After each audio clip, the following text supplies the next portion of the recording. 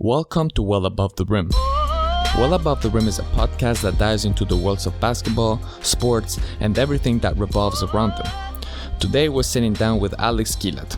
He's an English prospect from the Get Better Academy in the Czech Republic, and we will talk about how he overcame the hardships and struggles that came with leaving his home at 14 to follow his dream of becoming a pro basketball player. We will take a deep dive into his mental state, and we will talk about what makes a good basketball team or academy. Due to the current pandemic, his path hasn't gotten any easier, but Alex is more than ready to show everyone what he's capable of. He's an athlete that has made the most out of every situation that has been put in. How are you, my friend? I'm good, man. Thanks for having me on here. I'm very happy to be here to talk with you today. How has the season been? How has your life been with this COVID and 2020, 2021 so far? How have you been? It's been rough. It's been very rough. I'm not going to lie to you. COVID has slowed a lot of things down. It's been difficult. A lot of things have been the same. It's very repetitive. You wake up, you got training every day, which is perfectly fine, but you come back and you're not allowed to do anything. You're not allowed to really go out. You're not really allowed to, live life as normal. We haven't done that for over a year now, but it's still difficult. But besides that, I've been doing fine. I've been, working on myself, working hard on and off the court and, trying to better myself as a human being, as a basketball player. And I think I've been doing a pretty good job of it. I'm so much stronger. I'm much more explosive, much faster. I'm a better shooter. You be dunking, man. You be dunking. Exactly. I got that quarantine bounce. But, my head is at a much better place than it has been in the last few years. I've been more confident in myself as a player, and it just sucks that I haven't really been able to show it with the season or anything because, there's not much to show for it. I'm still working behind closed doors. Right now I'm at my best that I have ever been with basketball, and hopefully with the help of my coaches and everything, it takes me where I want to go. To me, you're a really interesting person, and I invited you to this podcast because I want to hear about your story. It's not every time that you encounter someone that left the house at around 14, 15, and you just followed your dream of playing basketball. You went to an academy in Serbia, and then you ended up in another academy in Czech Republic. So why did you do that? Why was it exactly your thought process at 14 that I'm gonna leave the house? This is it. All right, so I'm gonna start from the beginning, right? So when I was 11, the basketball team Red Star Belgrade in Serbia, they hosted their first ever international basketball camp in Chessington, which is about a 40-minute drive from where I live back in England, because that's where my home is right now. And I remember my dad just telling me about this, that they're a famous European team and that they're here in the UK and you should go try it out. At first I was like, I don't know. It's just, I wasn't too sure.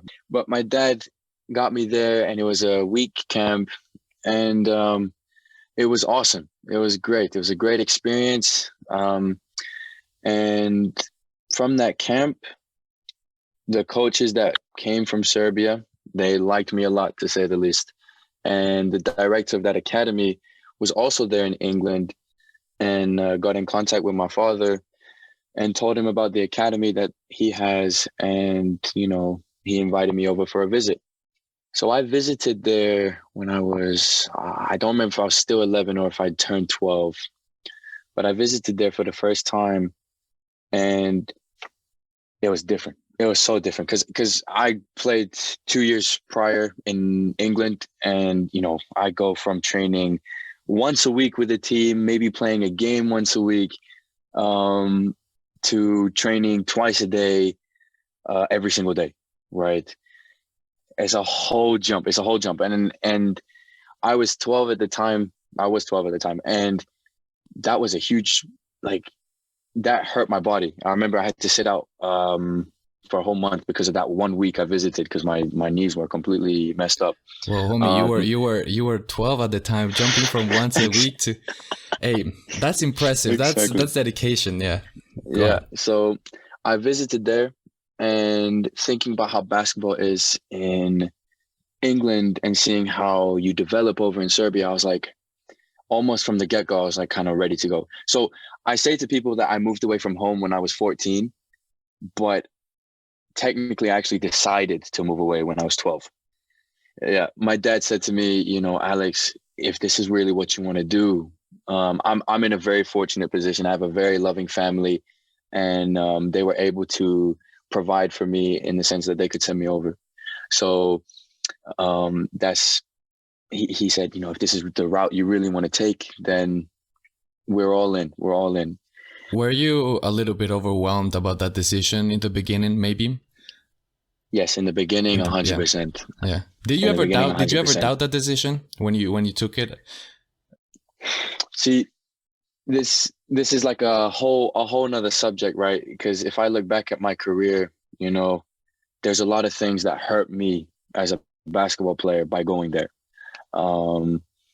So one of the things was my confidence, right? So I was a late bloomer. All right. And I mean, you saw me when I was 16. I'm 18 now. I different, man. Different voice, everything. Exactly. When I was 16, I think my voice hadn't even broken yet. Like I was very late to everything. But with that being said, I was small, skinny, and slow, like everything when I was 14. And when I moved to Serbia, I was playing with kids who were U17, and some of them were already full grown men, and, playing against them was hard, right? Like I was able to keep up, and, my coaches liked me. So I was, able to do well. And also the individual skills trainings were great, but, it was difficult. And I didn't play much, obviously. I didn't play much. If I played, I got garbage minutes. But I was there, like I was 14. Academies usually start when they're 16, when kids are 16, because that's when they're usually grown, or at least have started growing. You had a little head start, I was exactly. But I was just really focused on my individual development, because the skill development over there was phenomenal. Like without the stuff I had over there, I wouldn't be able to have transitioned to where I am now. I had issues over there with malnourishment. I actually was not eating right. Adjusting to a new culture, adjusting to new foods, new, area. It was difficult for me. So I dealt with malnourishment. I had to go see doctors. I had to take trainings off, and eat so I could catch up to everybody. Some of us, I want to tell you, man, to make you bring this all into perspective. Some of us at 14 don't even know what we want to do. And some of us at 14, we just are done with school and we just go with our friends. We just go play some PS, it's a jump, man. It really was. It really was. Then when I turned 15, I returned from my second year, and it already started off bad with the fact that our coach went to go coach a different team. That coach, I really liked him. He was one of the best youth coaches in Serbia. He's now coaching with a professional team. Like, he was really, really good. And then October 27th, 2017, we had a friendly game against a Dutch team. And I remember this very well. And the coach told me, hey, yo, look, it's a friendly game. I want you to start. I want you to play most of the game and really just go all for it.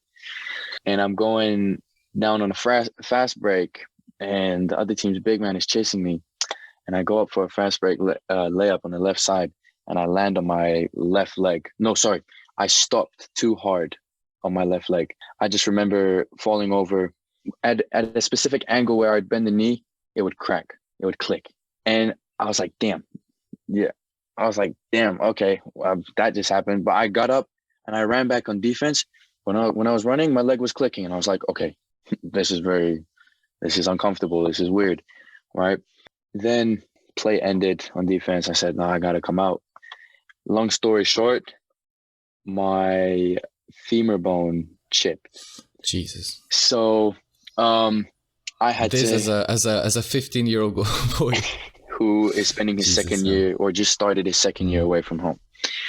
So I get injured, and I just listened to Chacha's podcast about, his injury as well with his ACL and everything in his knee just being torn. And I'm going to quote him and say that, after what the doctors told me, it was enough to make a grown man cry. But I was 15, so I wasn't really a grown man. Enough to make anyone cry, man. Hell, enough to make anyone cry. If I'm 16, I break my bone like that, I'm crying. Exactly, man. Exactly. Yeah. And it was hard for me because when I got the injury, they said firstly it's going to be 2-3 weeks, and then after 2-3 weeks it's going to be a month or two, and then after 2 months they said 3 months, and then they said, Alex, we don't have the resources in this country. You'll have to go to either Germany, Israel, or England to get the surgery performed. And if they don't perform it within the next 6 weeks, your career may be over. Jesus. Yeah. So I was fortunate enough that I had connections and contacts through friends in Serbia and doctors. It was all over the place, but we found a great doctor in the UK, and November 30th, just a month and 3 days after the injury occurred, I got my first surgery. And so the next few months I just recovered with the professional team's physiotherapist.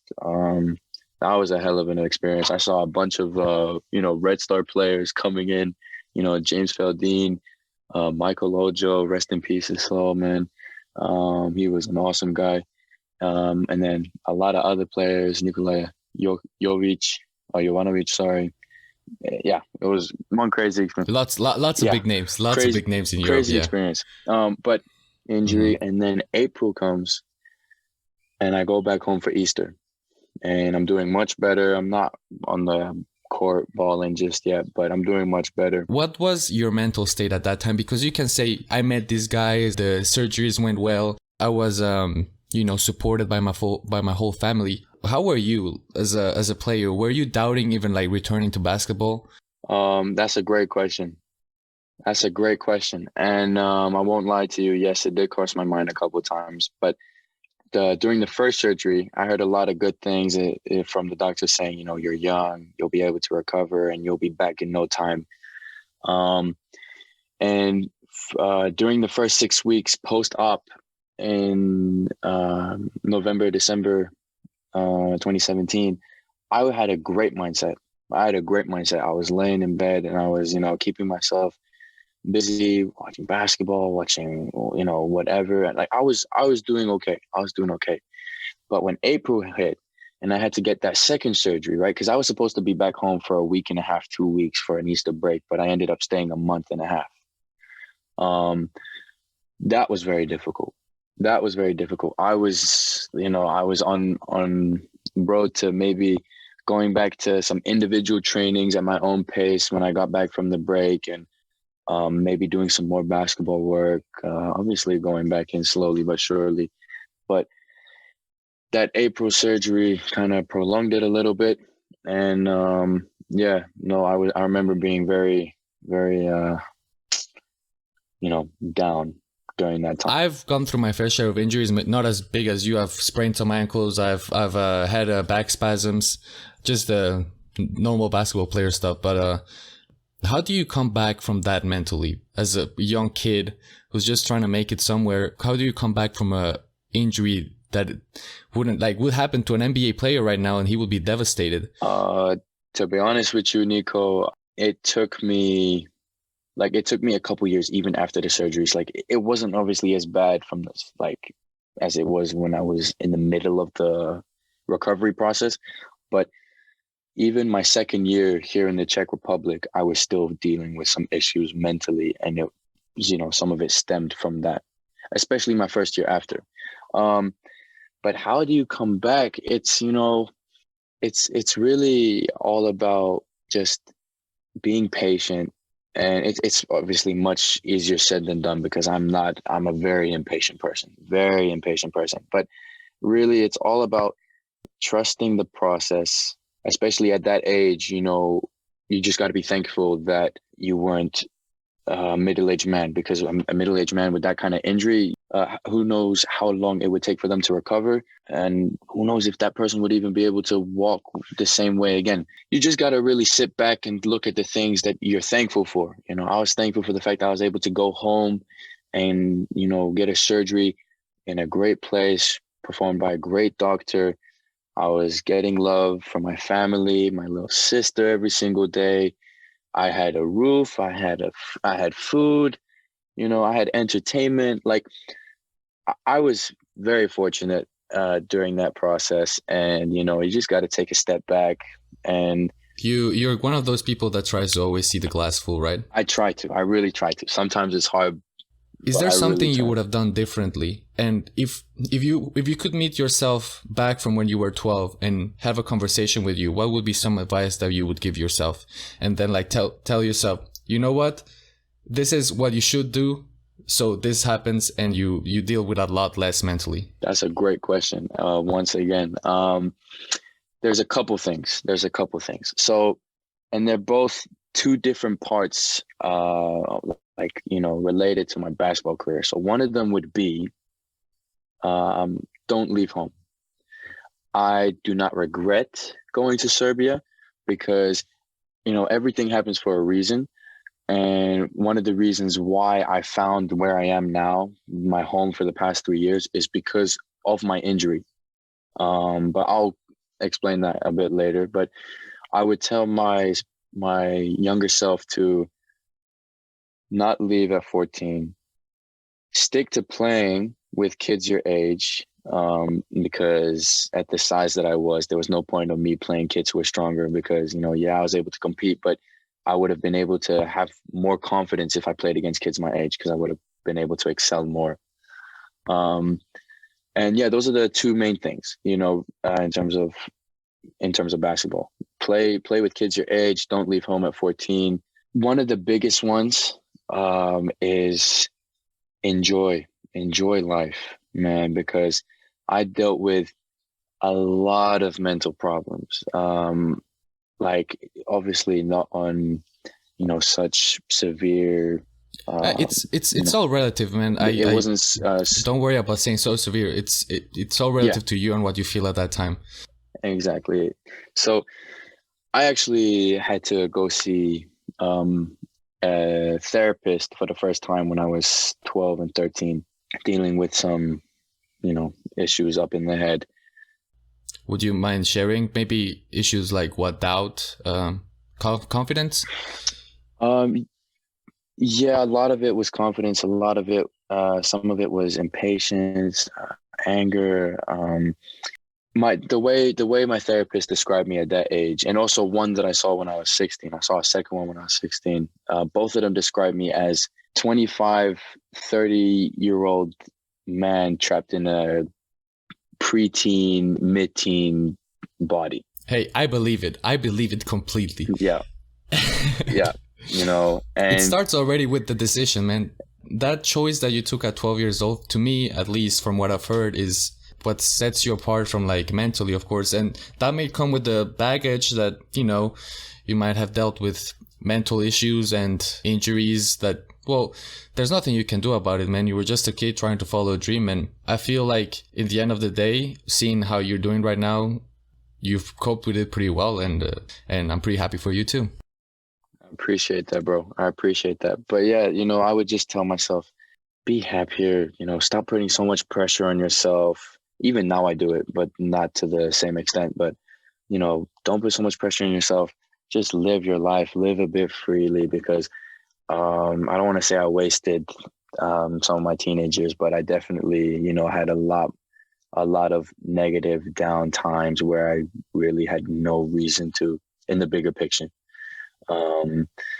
But that's what I would tell. That's what I would tell my 12-year-old self. That's a great question, by the way. It's a great question. Imagine you meet someone that is in maybe 2 years younger than you and is thinking about following that dream and saying, you know what, I want to jump, and maybe I'm not that good right now, but I have the resources, my family supporting it to go and follow that dream. How would you recommend an academy and tell them this is what you have to look for? So I would say don't leave until you're 16, 17. That's the first one. And second, you want to find a place that like really cares about your individual development as a player and even as a person. You want to find an academy or a team, depending on where you are, that will not only help you on the court getting better, but also off the court as a student and as a human. And I know for a fact that there are a lot of teams who are really great at basketball, but they do not care about their kids in their education and what they're doing off the court. I've seen it firsthand. I won't mention where, but I've seen it.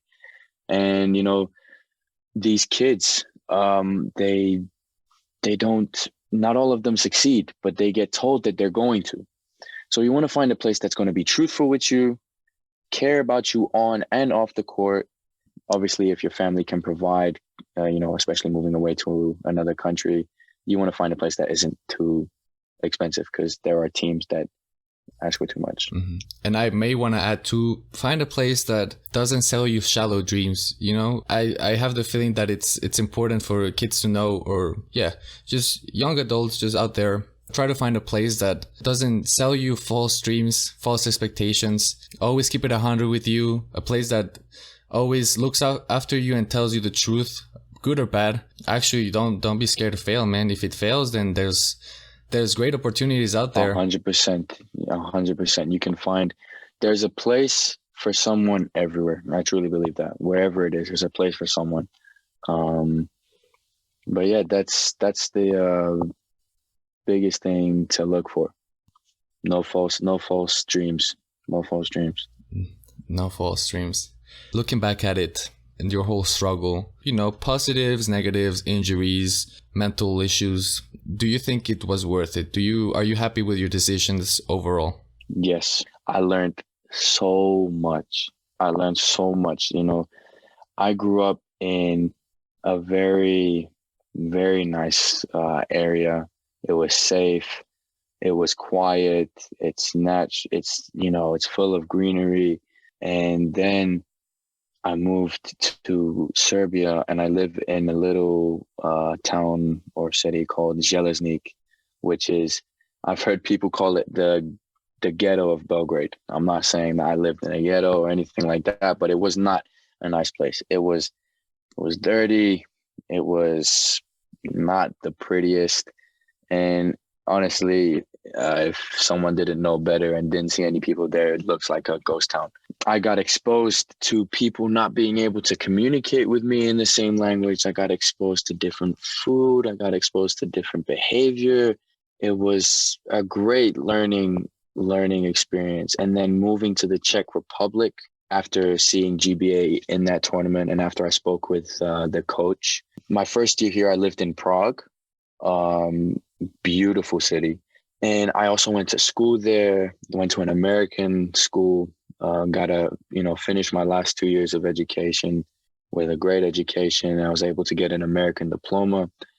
I just got to experience so much more. And then my second year in Czech, we moved from Prague to a city a couple hours south for multiple reasons. But now I'm living in a small Czech city, and this city loves basketball. But, it's one of those cities that, there's not many English people. There's not many English speaking people.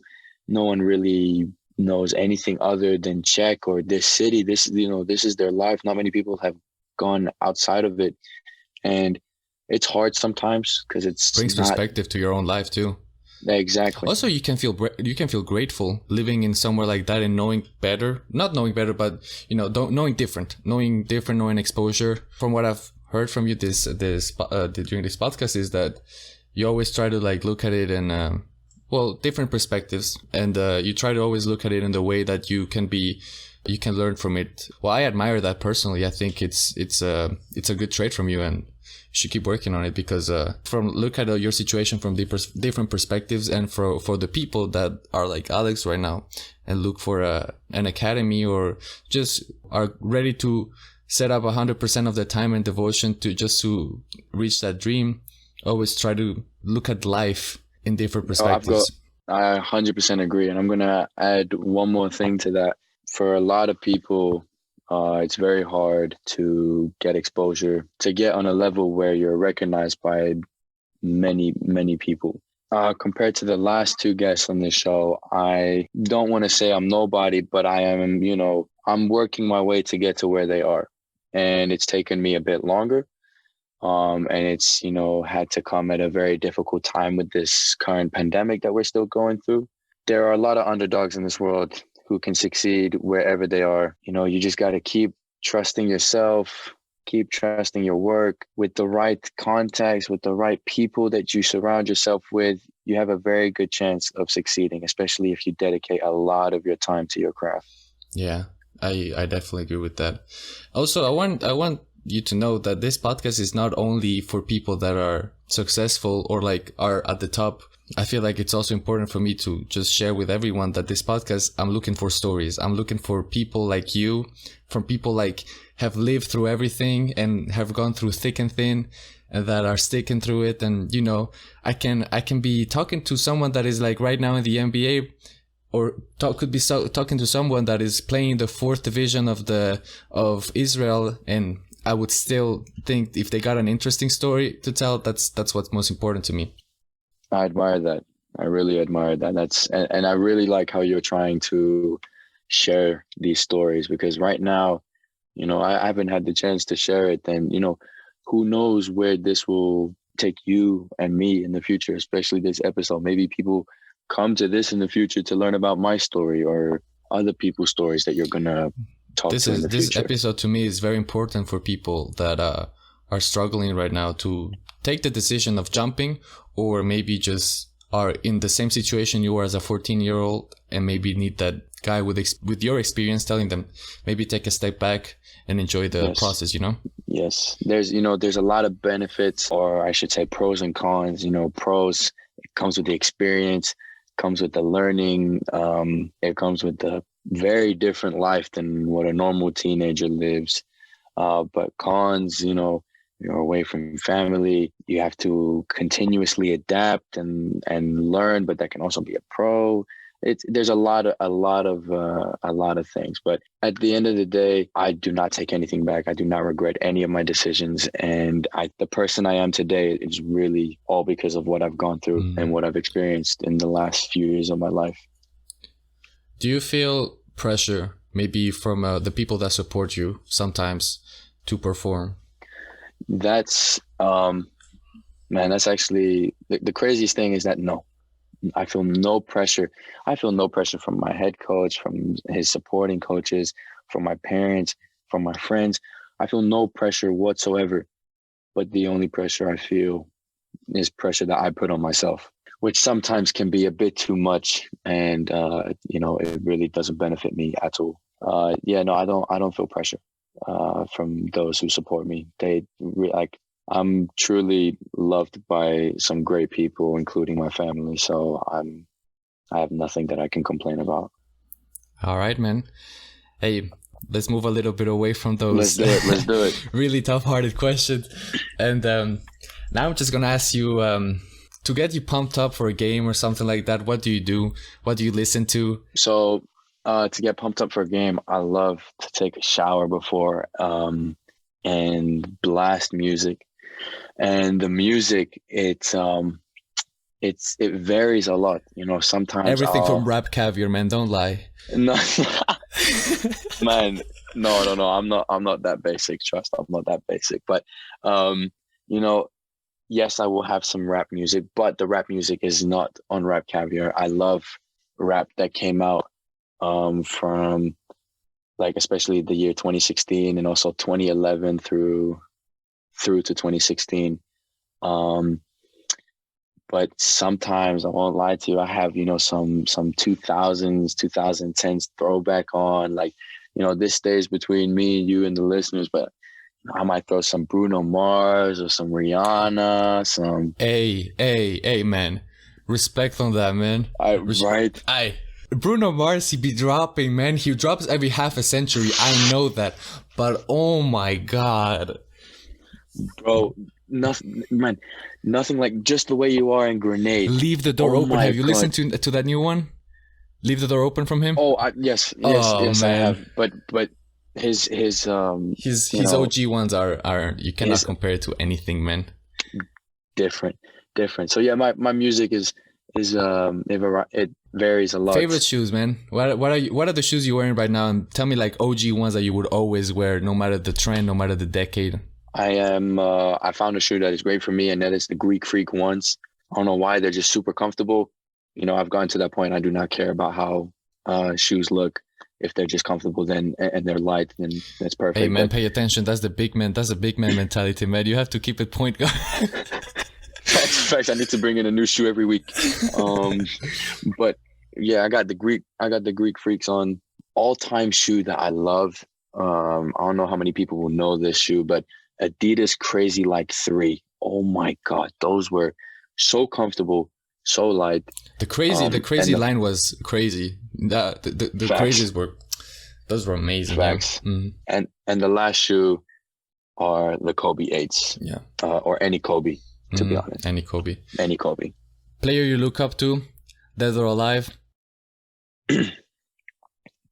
Kobe Bryant. Of course. Well, I was actually thinking about this question the other day. My idol is Kobe Bryant. But if we want to talk about players that I try to, follow my game, according to them, it's two players in the league who play right now. It's Drew Holiday and Malcolm Brogdon. Yes, sir. Those two love players. Those two. Yeah, those are two rocks, man. Love the way they play. All right, man. My last question, and I asked this to the previous two. Where do you see yourself in the future, and what are your plans? And maybe give us a sneak peek on what you're already cooking up for us, like for in the future years. Tell us a little bit of the plans. You already know what I mean. I will tell you this. I try not to focus too much on the future, but I will tell you my goals and aspirations. The closest goal is to get a scholarship, wherever that may be. I'm not looking to go somewhere crazy. A school that might want me, a scholarship would be a dream come true, really. But in the future, I'd love to just work around basketball because I love basketball. I love the game. I find it so interesting. And I love coaching. I love everything about it. And I love coaching skills, like skill development, depending on how long or if I have a playing career. I would love to start my own basketball skill development performance enhancement company. Maybe tell me some of your favorite basketball skill coaches. Oof. I love J-Law B-Ball. I just love his energy, love what he does. Chris Brickley, Tyler Ralph, DJ Sackman, Drew Hanlon with Pure Sweat. Like there's so many coaches. I will actually shout out my coach, one of the best coaches I've ever had, Coach Gill, who I've been very fortunate enough to work with, and Coach Jimmy Rhodes, Julian Becko. They're all very good in their own right. But yeah, no. So but they're obviously working in this academy and doing their own stuff. But I'd love to start my own company if possible. And I wish you the best at achieving that goal. And it's a wrap, dog. Thank you a lot for popping by. It was a pleasure to have you here. Bro, it was an honor being here. Sorry it took so long to get you on the podcast, but I had to get these questions ready. And yeah, see you next time. I'm excited. I had a great time talking with you, and it was, I can't believe you actually called me to be on here. It was an honor. So thank you so much. This was Well Above the Rim.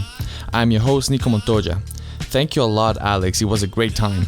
Follow the podcast on Instagram at Well Above the Rim. Don't forget to subscribe and rate the podcast. See you next time.